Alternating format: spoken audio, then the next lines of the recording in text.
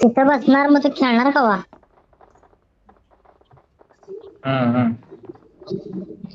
Voice వినిపిస్తుంది కానీ క్లారిటీగా వినిపిస్తుంది.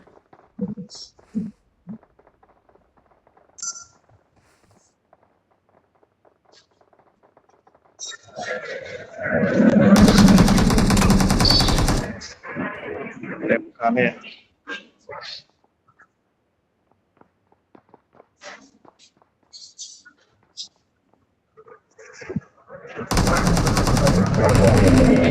పొద్దున్న అయిపోతాను అన్నమాట.